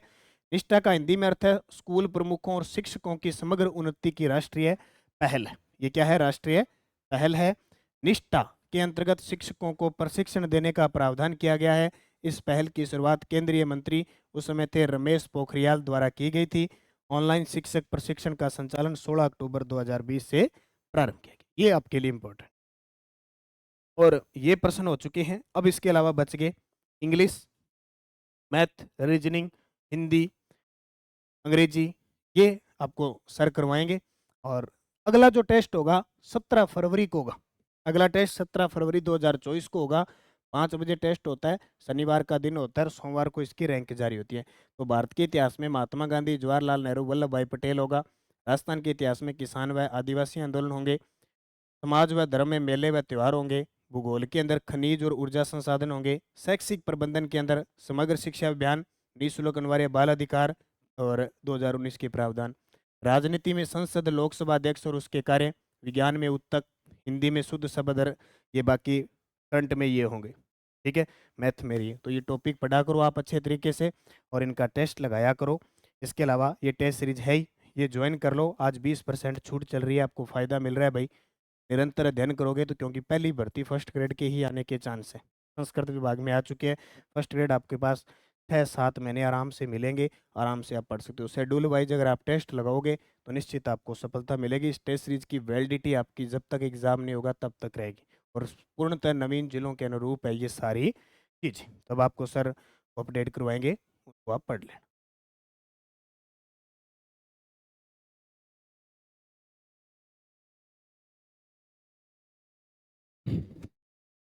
चलिए आइए, हमारा जो पेपर हुआ था, जो हमने टेस्ट दिया है शेड्यूल वाइज टेस्ट सीरीज के अनुसार, स्कूल स्कूल विख्याता का जो टेस्ट हुआ था, इसमें हमने जो प्रश्न आए हैं हिंदी के हैं, साइंस के हैं, मैथ के हैं, रीजनिंग के हैं, इंग्लिश के हैं, उनका सॉल्यूशन कर लेते हैं।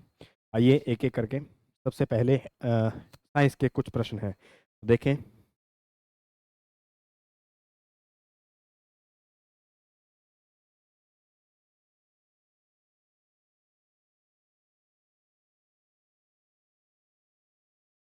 अनवीकरणीय ऊर्जा स्रोत, और अनवीकरणीय ऊर्जा स्रोत का मतलब सीधा सा होता है, एक तो होते हैं नवीकरणीय ऊर्जा स्रोत, ठीक है,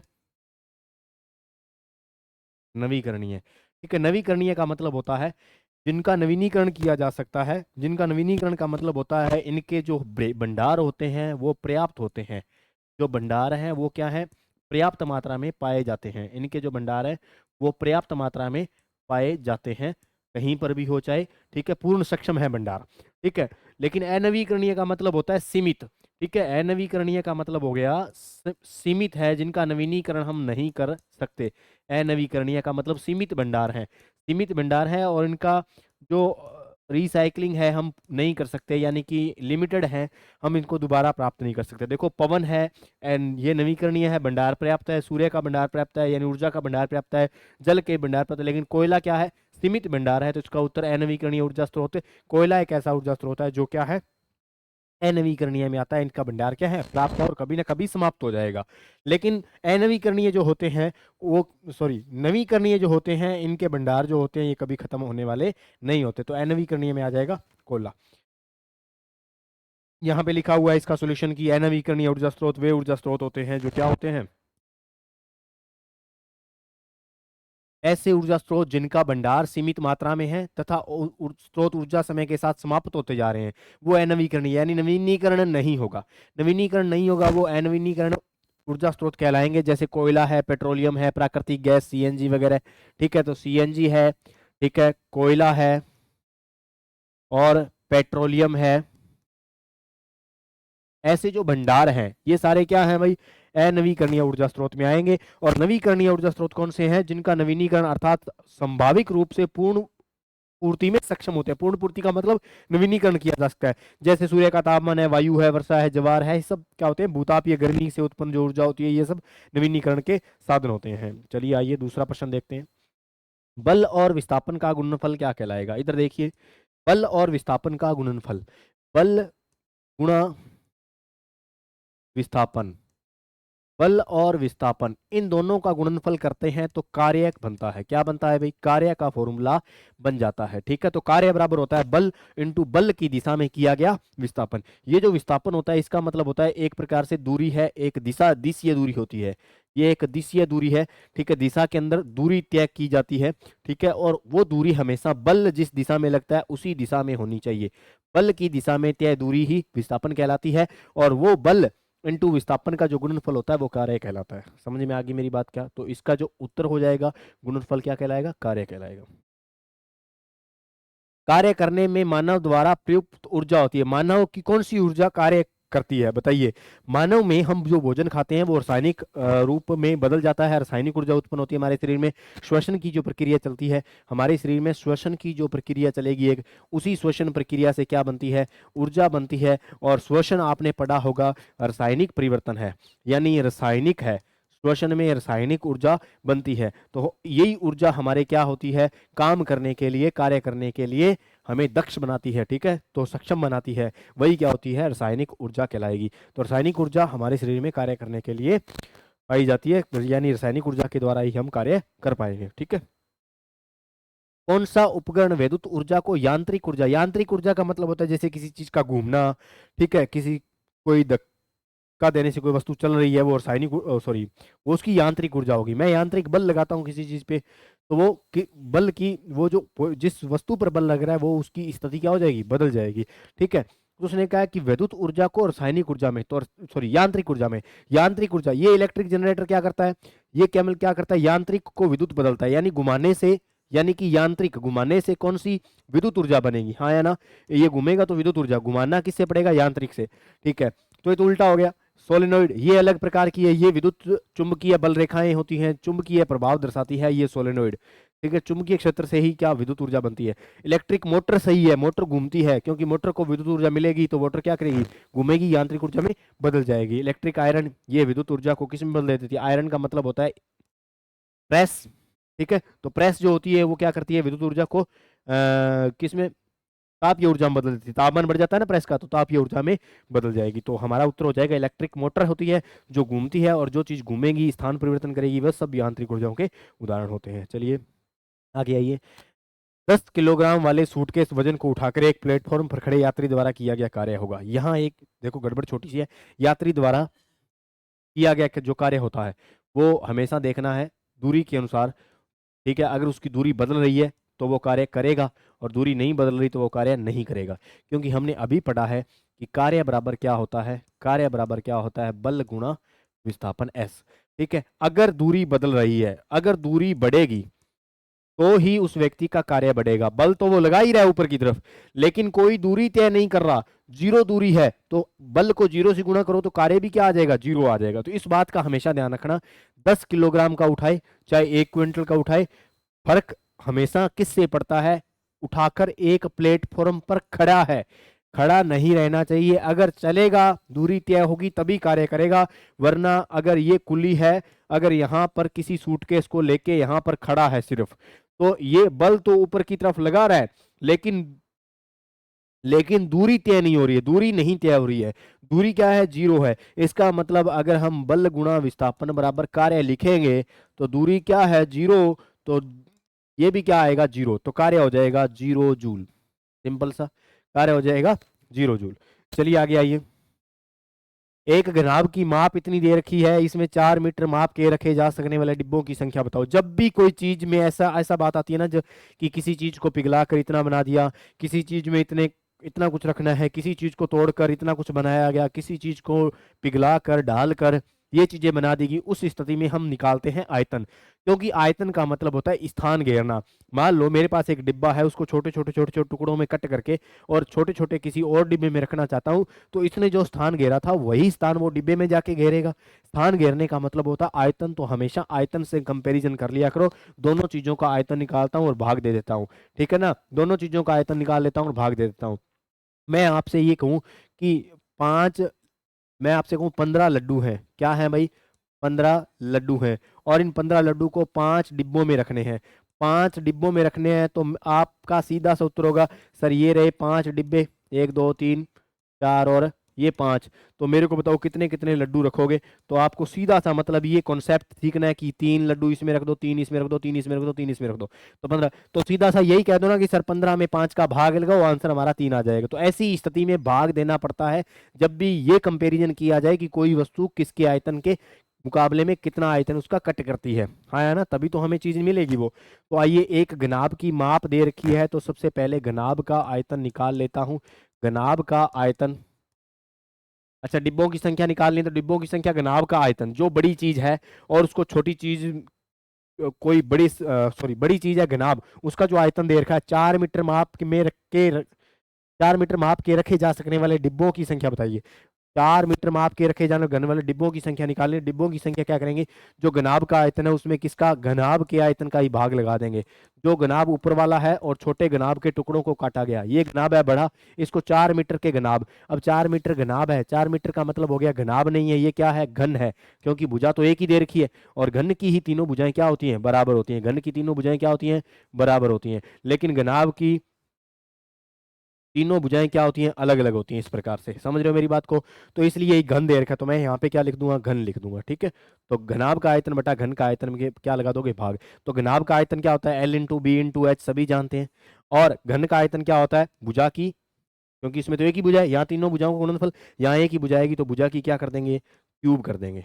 बस इतना सा करना है, डिब्बों की संख्या आ जाएगी। बोलो एल कितना दे रखा है, 20 इंटू 10 इंटू 8, ये लो। और नीचे भुजा कितनी देर की है उसकी, 4 इंटू 4 इंटू 4, ये लो। अब इसको सोल्यूशन करोगे तो क्या बनेगा बोलो, 5 2 5 दूनी 10 10 और 5 दूनी 10 और ये हो जाएगा 25 डिब्बे। तो में 4 का बगला कितना आएगा, 25। तो 25 डिब्बे आएंगे। इसका उत्तर बिल्कुल 25 बनने वाला है। हमारे सामने डिब्बों की जो संख्या आएगी वो 25 आएगी। कुछ नहीं करना, जो चीज जितने भागों में बंट रही है उसका क्या लगा दो, भाग लगा दो। एक इतना घनाभ है, एक ये घन है, दोनों का आपस में भाग लगाओगे तो उसका जो डिब्बे आएंगे, यानी जो स्थान घेरेगा वो स्थान अपने पास आ जाएगा। तो 25 डिब्बे यहाँ पर इसका उत्तर बनने वाला है।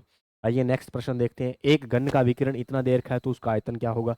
एक घन का विकिरण दे रखा है तो आयतन हमें पता होता है, घन का आयतन होता है क्या, भुजा की क्यूब। क्या होता है, घन का आयतन, मैं यहाँ पे लिख रहा हूँ, घन का आयतन, घन का आयतन होता है भुजा की क्यूब। कहीं ना कहीं से हमें भुजा मिल जाए, कहीं ना कहीं से हमें क्या मिल जाए, भुजा मिल जाए। इस विकिरण से क्या भुजा निकाल सकते हो, निकाल सकता हूँ, क्योंकि घन की जो भुजा होती है, सॉरी, घन का जो विकिरण होता है वो भुजा से किस प्रकार संबंधित होता है, घन का विकर्ण भुजा से किस प्रकार संबंधित होता है, इस प्रकार संबंधित होता है, √3 इंटू भुजा की स्क्वायर होती है। तो घन का विकिरण इसने कितना दे रखा है, √12 बराबर √3 इंटू ए की क्यूब। ए क्या है भाई, घन की भुजा है। घन की भुजा और विकिरण में यह संबंध होता है कि घन की भुजा दे रखी है तो विकिरण निकालने का फॉर्मूला है √3 इंटू भुजा की क्या कर दो, स्क्वायर, सॉरी क्यूब कर दो, भुजा की क्या कर दो, क्यूब, स्क्वायर करनी है यहाँ पे, स्क्वायर। ठीक है, तो यहाँ पर देखिए, तो यहाँ पे क्या क्या करना है, अब इसको अगर काटोगे तो क्या निकलेगा, 12/3 का क्या कर दोगे, अंडर रूट बराबर क्या आ जाएगा, ए की क्यूब। ए क्या है यहाँ, सॉरी ए की स्क्वायर। ए क्या है यहाँ पे, ए यहाँ पे भुजा है, इसकी कर दूंगा स्क्वायर। यहाँ पर 4 आने वाला है, अंडर रूट में 4 आएगा और इधर क्या आ जाएगा, 2 आ जाएगा। तो यहाँ पर ए बराबर कितना आया, 4। ए बराबर कितना आ जाएगा, 4 आ जाएगा। ठीक है, आई कहानी समझ में सभी को। चलिए, ए का मान कितना आ गया, 4। अब आयतन निकालना है, तो आयतन कैसे निकालोगे, उसका आयतन जो होगा वो हो जाएगा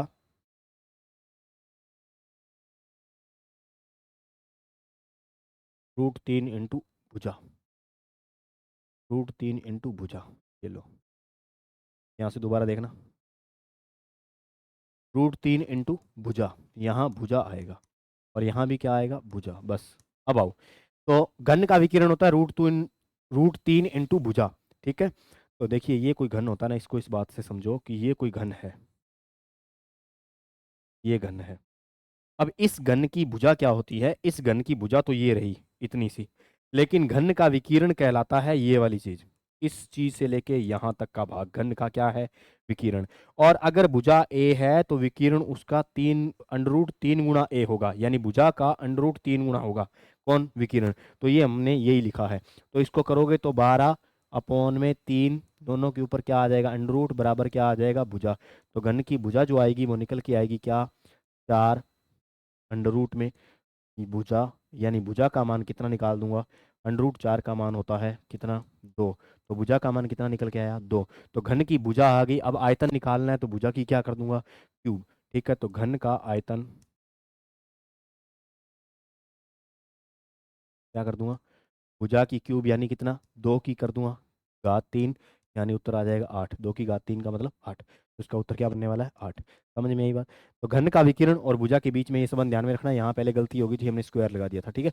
तो घन का विकिरण बराबर होता है √3 इंटू भुजा, ठीक है। तो घन का विकिरण मैंने 12 यहाँ पे आंसर में, सॉरी क्वेश्चन में दे रखा है 12, तो 12 रखा, √3 का भुजा, भुजा का मान यहाँ से निकल के आ गया 2, इस भुजा को इस फॉर्मूले में रखते हैं तो घन का आयतन आ जाएगा, ठीक है। चलिए आ गया ये, एक 9 सेंटीमीटर, 11 सेंटीमीटर और 12 सेंटीमीटर घनाभ के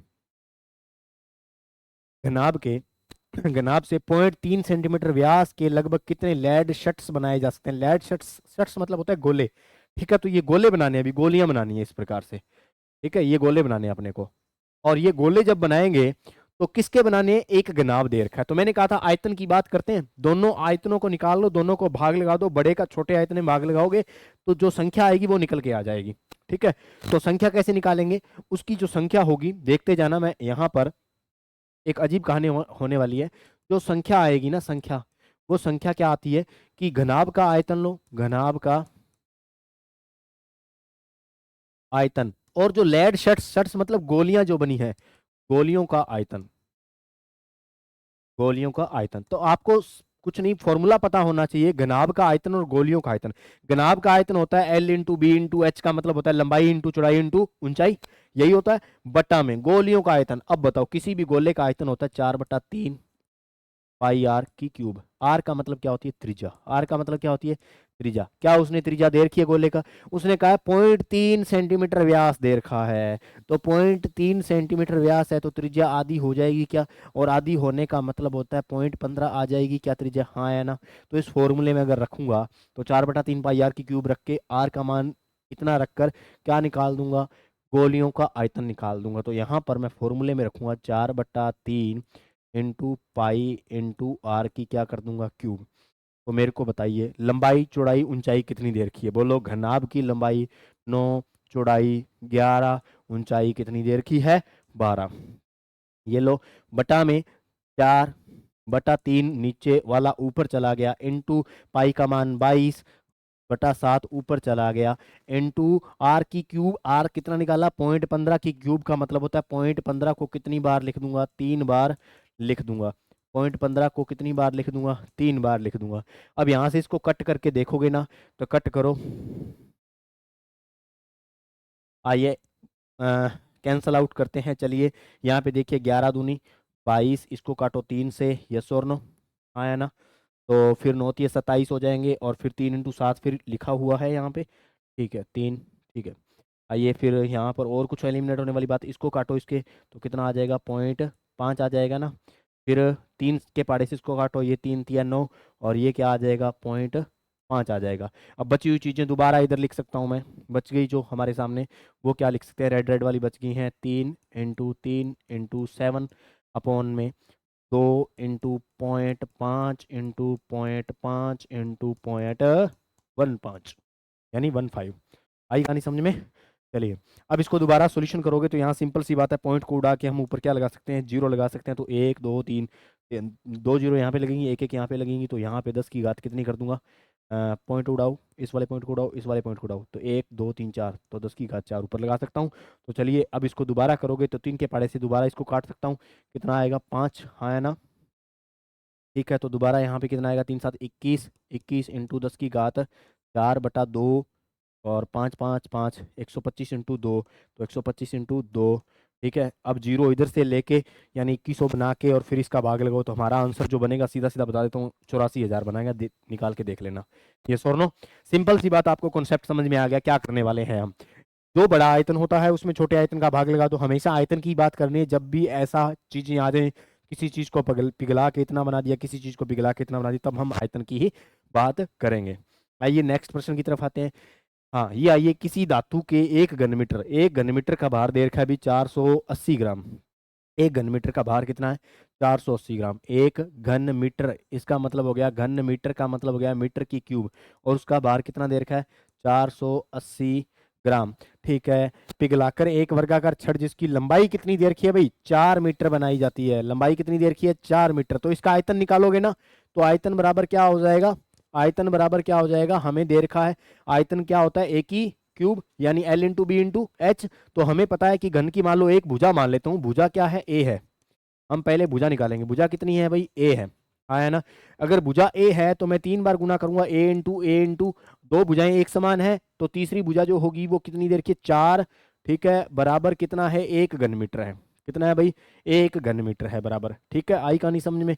तो चलिए बोलो ए का स्क्वायर बराबर 1/4 आया कि नहीं आया, आया ना। तो ए बराबर क्या आ जाएगा, 1/2। तो ए का मान कितना आ गया, 1/2 आया। 1 मिनट रुकना, 4 मीटर की छड़ बनाई जाती है, ठीक है, ओके।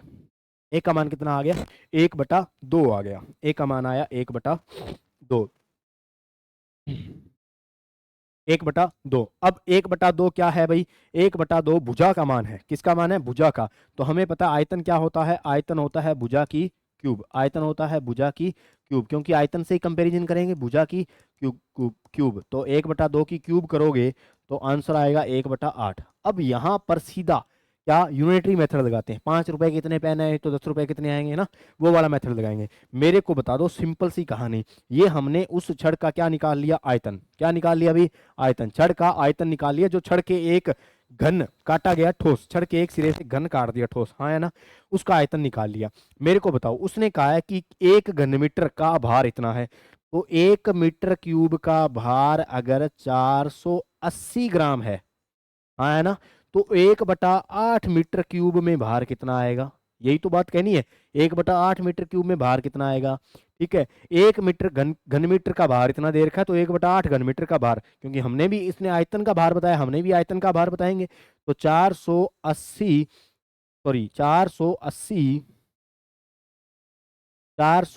इंटू 1/8 कर दूंगा, हाँ है ना। अब ये नीचे जाने वाली चीज नहीं है, ये यूनिटरी मेथड में उधर गुना होता है, हाँ है ना, यहाँ जो चीज होती है वो नीचे जाती है। चलिए, अब यूनिटरी मेथड में इसको इस प्रकार से काटा जाता है कि क्या, 8 को इससे काटोगे तो कितना आएगा, 60 आएगा। कितना आएगा अभी, 60 आएगा। 4 से, अच्छा 2 से काटते 24 आता, फिर 2 से काटते 12 आता, फिर 2 से काटते तो 60 आएगा, ठीक है। तो इसका उत्तर हो जाएगा 60 किलोग्राम।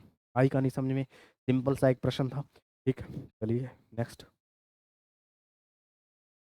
एक घनाभ का आयतन एक घन के आयतन का दोगुना है। पहले जो बात दी हुई है ना वो लिख लेता हूँ, कि जो घनाभ का आयतन है ना, घनाभ का आयतन है वो 2 गुना घन का आयतन है, 2 गुना घन का आयतन है, ठीक है। घनाभ का आयतन दूंगा L into B into H, और 2 गुना घन का आयतन क्या होता है, भुजा की क्यूब, यही तो होता है।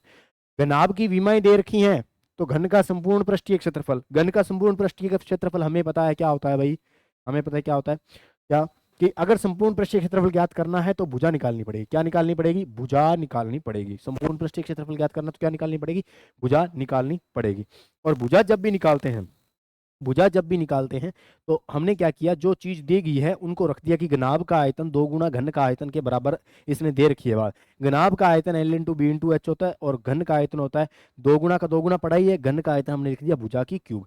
अच्छा, L गुना बी गुना एच का मान कितना दे रखा है, बोलो 9 इंटू 8 इंटू 6 बराबर 2 गुना भुजा की क्यूब, भुजा की क्यूब। अच्छा, 2 से इसमें भाग लगाओगे तो क्या आएगा, 9 गुणा 4 गुणा 6 भाग 2, सॉरी क्या कर दिया, इसको काटोगे तो 4 बच जाएगा, तो 9 चौके 36 बचेगा यहाँ पे, 36 बराबर भुजा की क्यूब। अच्छा, तो भुजा का मान कितना आ जाएगा, कोई बता सकता है, 36 की क्यूब, 36 की क्यूब का मतलब क्या होता है, अंडर रूट 36 का घनमूल क्या होगा, घनमूल निकालते समय इसको टुकड़े कर लो, 6 इंटू 6 में लिख, सॉरी सॉरी भाई सॉरी, यहाँ पे क्या आएगा, 9 चौक 36 इंटू 6 आएगा, ठीक है।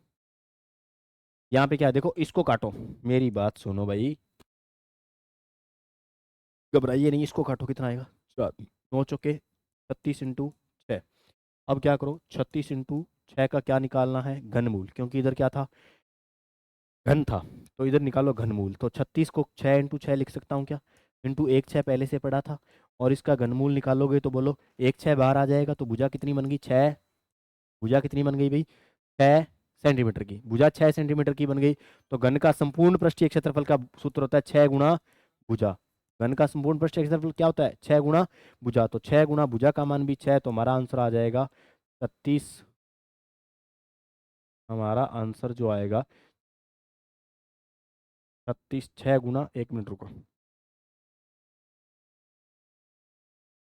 6 गुना भुजा स्क्वायर, 6 गुना भुजा स्क्वायर, घन का संपूर्ण, फिर ये छोटी छोटी मिस्टेक है। 6 गुना भुजा स्क्वायर, यही गलत करवाती है बस प्रश्न को। 6 गुना भुजा की स्क्वायर, भुजा हमने 6 का निकाल ली है, तो 6 इंटू 6 दोबारा करेगी तो हमारे पास जो आंसर आएगा 36, 36 इंटू 6 216। ठीक है, तो इसका आंसर बनने वाला है 216। समझ में आ रही है क्या बात? सिंपल सी बात थी, हाँ है ना। बस यहाँ पे भुजा का स्क्वायर याद रखना, फॉर्मूले घन का संपूर्ण पृष्ठीय क्षेत्रफल कितना हो गया, 6 इंटू भुजा का स्क्वायर। ठीक है, तो हमने वहां से भुजा निकाल लिए और इस प्रकार का सोल्यूशन किया। अब ये 4 अक्षर समूह दिए गए हैं जिनमें से कुल 3 अर्थों में एक जैसे हैं, बाकी एक भिन्न है, उस अक्षर का चयन कीजिए। चलो कोई बात नहीं, आइए ये तो नॉर्मल सवाल है। यहाँ देखिए CHM संख्या लिखता जा रहा हूँ। पहला देखिए C 3 नंबर पे, H 8 नंबर पे, M 13 नंबर पे। ठीक है, दूसरा है E कितने पे, 5 पे, J 10 पे, O 15 पे, यस और नो। अच्छा, KPU का मतलब K 11 पे, P 16 पे और U 21 पे। S कितने पे भाई, 18 पे, 19 पे। एस कितने पे, 19 पे। ठीक है, एक्स कितने पे, 25 पे, एक्स वाई जेड एक्स 24 पे। ठीक है, एक्स 24 पे। डी कितने पे, 5 पे, कितने पे, सॉरी 4 पे, ABCD 4 पे। अब आओ, क्या संबंध है सभी में, देखो इधर 3 से 5 गए, 3 से 8 गए तो 5 का अंतर, यहाँ भी कितने का अंतर, 5 का अंतर, यहाँ कितने का अंतर, 5 का, यहाँ कितने का अंतर, 5 का, यहाँ कितने का अंतर, 5 का, यहाँ कितने का अंतर, 5 का, यहाँ कितने का अंतर भी 5 का, और यहाँ कितने का अंतर, 20 का अंतर। आई कहानी समझ में क्या? तो इसका मतलब ये गलत है, बाकी सभी क्या है, तीनों सही है। तीनों का सीक्वेंस सही है, यही गलत है, यही उत्तर बनने वाला होगा। सिंपल था। चलिए आइए, श्रृंखला चेक करनी है कि अगली संख्या क्या होगी। मैं श्रृंखला को लिख रहा हूँ 2, फिर क्या है भाई 10 है, फिर क्या है 21 है, फिर क्या है 35 है, फिर क्या है 52 है। चलिए अंतर देखो, सबसे पहले अंतर देखते जाइए, कुछ नहीं करना। अंतर देखो, यहाँ पे कितने का आया, 8 का अंतर आया, यहाँ पे कितने का आया, 11 का अंतर आया, यहाँ कितने का आया, 14 का अंतर आया, यहाँ कितना आया, 12 5 7 और एक 17 का अंतर आया। यहाँ देखना अंतर कितने का बन रहा है, 3 का अंतर। यहाँ कितने का अंतर, 3 का अंतर। यहाँ कितने का अंतर, 3 का अंतर। आगे कितने का अंतर होगा, 3 का अंतर। 17 3 20 होगा, 20 इसमें जोड़ोगे तो यहाँ जो संख्या लिखी जाएगी वो लिखी जाएगी कितनी, 72 का उत्तर हो जाएगा 72। समझ में आई कहानी, सिंपल है। आगे आइए, अनुक्रम में आगे क्या आएगा। अनुक्रम दिया गया है एक विशेष, उसमें से हमें देखना है कि आगे क्या आने वाला है। तो इसका अनुक्रम को विशेष तरीके से पढ़ा जाना चाहिए। सिंपल सी बात है, A A B A B C A A B C। अच्छा, इसमें कुछ दिखाई नहीं दे रहा, चलो 1 मिनट रुको। अच्छा, इसको ऐसे पढ़ो, ए बी, ये पढ़ना ABCDEF। अच्छा, यहाँ ABCDE तक है, फिर यहाँ ABCD तक है, और ये फिर यहाँ ABC तक है, और फिर यहाँ AB तक है, और यहाँ पे A अकेला है। अब देख लो, पकड़ में आ गया होगा, यस और नो। AB, फिर ABC, फिर ABCD, एक एक बढ़ता हुआ, फिर ABCDE बढ़ाकर लिखा, फिर ABCDE बढ़ाकर लिखा, फिर AB तो अपने एक बढ़ा के क्या लिखोगे, C लिखोगे, हाँ है ना। तो उसका उत्तर जो होने वाला है वो C होने वाला है। समझ में आई बात क्या? तो ये एक अनुक्रम में हमको पता होना चाहिए। अच्छा, इफ P का अर्थ भाग है और T का अर्थ जोड़ है, M का अर्थ घटाव है और D का अर्थ क्या है, गुना है, तब व्यंजक का मान क्या होगा। तो चलिए यहाँ पर देखो, M का अर्थ क्या लिखूंगा, M का अर्थ क्या है, M का अर्थ है घटाव, तो यहाँ घटाव लिखूंगा। तो इस व्यंजक को मैं ऐसे बनाता हूँ, 12 घटाव 12। फिर D का अर्थ क्या लिख दूंगा, D का अर्थ गुना लिख दूंगा, गुना करके फिर 28 लिख दूंगा। फिर 28 के बाद P और 7, 7 और 7 के बीच में, 28 और 7 के बीच में क्या आना चाहिए, P का अर्थ क्या लिखूंगा, P का अर्थ भाग है, तो यहाँ पर भाग लिख दिया मैंने। ठीक है, उसके बाद में 7, फिर T और 15, यानी T का मतलब क्या लिख दूंगा, जोड़ लिख दूंगा, और लास्ट में क्या लिख दूंगा, 15। आइए अब इसका सोल्यूशन करते हैं। आपको पता होना चाहिए बोर्ड मास में सबसे पहले किसको हल करते हैं। सबसे पहले हम यहाँ पर, और कुछ है नहीं, ठीक है, तो यहाँ पर सबसे पहले भाग को हल करेंगे। 28 और 7 यानी 12 माइनस 12 इंटू 28 में 7 का भाग है 4 प्लस 15। आइए फिर गुणा को हल करते हैं। गुणा को हल करेंगे तो 12 माइनस 12 चौके 48 प्लस क्या हो जाएगा 15। अब किसी को भी हल कर लो, किसी को भी हल करोगे तो यहाँ पर 12 48, 12 में से 48 गए तो माइनस का कितना बच जाएगा, 36 बच जाएगा और प्लस का कितना है भाई 15 हो जाएगा, हाँ या ना। -36 + 15 उत्तर माइनस का आने वाला है, क्योंकि माइनस का 36 क्या है, बड़ा है। तो माइनस के 36 में से 15 को घटा दो तो 16 घटेंगे तो 20, 15 घटेंगे तो 21, माइनस का उत्तर 21 बनने वाला होगा, हाँ या ना। आइए हिंदी के क्वेश्चन, ये मैथ और रीजनिंग के प्रश्न हो चुके हैं। चलिए हिंदी के प्रश्न देखते हैं। हिंदी के प्रश्न में क्या क्या आने वाले हैं, देखिए इधर हिंदी के प्रश्न है। उर और उरु का अर्थ है, अपने हिंदी व्याकरण की क्लासेस में सब चीजें बताई गई हैं। ये वाली उर का अर्थ हृदय होता है, हमेशा ध्यान रखना। निज उर में ख्याल आते हैं। निर उर, उर का मतलब होता है अपना, निज सॉरी उर का मतलब होता है हृदय, निज का मतलब होता है अपना। तो अपने हृदय में ख्याल क्या आते हैं, यही ख्याल आते हैं कि उर का मतलब क्या होता है, हृदय होता है। और उरु, उरु का मतलब होता है जांग। ठीक है, तो इसका उत्तर होने वाला है बी। आगे प्रश्न देखें। अजर, अजर जो कभी बूढ़ा नहीं होता यानी देवता का पर्यायवाची होता है। अजर अमर डैश अजीर का मतलब होता है आंगन। अजीर का मतलब क्या होता है, आंगन। तो देवता और आंगन इसका सही उत्तर बनने वाला है। यहाँ पर ये आएगा, ये हेम, हेम सोना होता है, सभी को पता है। हेमकुंट सुना होगा, हेम का मतलब सोना होता है। और होम का मतलब हवन होता है, सभी को पता है। होम करवाते, होम करते हुए हाथ जल जाना, एक आपने पढ़ी होगी क्या, हाथ जल जाना, होम करते समय हाथ जल जाना। ठीक है, मुहावरे या लोकोक्तियों में से आपने सुना होगा। तो हेम किसका, सोने का पर्यायवाची, और होम किसका, हवन का पर्यायवाची होता है। आगे आइए। अचल जो कभी चल नहीं सकता, ये चल नहीं सकती। अचल क्या होता है, पर्वत होता है। और अचला पृथ्वी होती है। आइए, मरीचि छोटा किसको बताता है, छोटी किरण होती है, हाँ या ना। मरीचि बड़ा इसका पिता होता है, सूर्य होता है। तो छोटी किरण होती है, बड़ा सूर्य होता है, ये बात बताई थी। ठीक है मिस्टर, अभी इंग्लिश के आगे। Mister Kamal is principle of the school. कौन सा आर्टिकल यूज करेंगे यहाँ पर, mister Kamal is the principle of the school. तो यहाँ आने वाला है the principle of the school. ठीक है, यहाँ आने वाला है the principle of the school. ठीक है, एक यूनिट चीज, सॉरी यूनिक चीज जो होती है उसके लिए अपने द का प्रयोग करते हैं। आगे आइए। We appreciate your peon, he was as he was a honest man. तो यहाँ पर ऑनेस्ट मैन आया, ऑनेस्ट नहीं बोलना, इसको क्या बोलना है, ऑनेस्ट। तो बोलो, जब भी हिंदी के स्वर आ जाते हैं तब एन का प्रयोग करते हैं, हाँ है ना। जैसे एन आइडिया, हाँ है ना, एन ओवर। ठीक है, तो उसके बाद में एन अम्ब्रेला। ठीक है, इस प्रकार की जो बातें होती हैं वहां पर एन का प्रयोग करते हैं। और क्योंकि यहाँ पर अब इंग्लिश वाले वोवल नहीं देखने, हिंदी वाले वोवल देखने होते हैं। यहाँ इंग्लिश वाला वोवल नहीं आया, आप कहोगे सर यहाँ तो इंग्लिश वाला वोवल आ रहा है, यहाँ नहीं आया, वोवल हिंदी के देखने हैं। ओवर, तो यहाँ ऑनेस्ट मैन हो रहा है, तो ऑनेस्ट मैन के लिए क्या आएगा, एन आएगा। आगे आइए। Ratan enter the room and looked at the painting on the wall. Looked at आएगा, पेंटिंग की तरफ देखता है वो। ठीक है, तो यहाँ पर एट उत्तर किसका होने वाला है। चलिए, द डियर इज एफ्रेड अब फ्रोम, क्या उसके अंदर से डर गया क्या, वो नहीं। तो डियर जो है वो डरता है किससे, टाइगर से। ऑफ टाइगर आएगा, ऑफ का प्रयोग से के लिए भी होता है, ऑफ। ठीक है, you should finish your work in, अब आ गया ना, आपको अपना कार्य 1 घंटे में करना चाहिए। तो यहाँ पर एन लगाऊंगा क्योंकि ओवर बन रहा है, तो यहाँ पर एन आएगा, हाँ है ना। चलिए आगे आइए।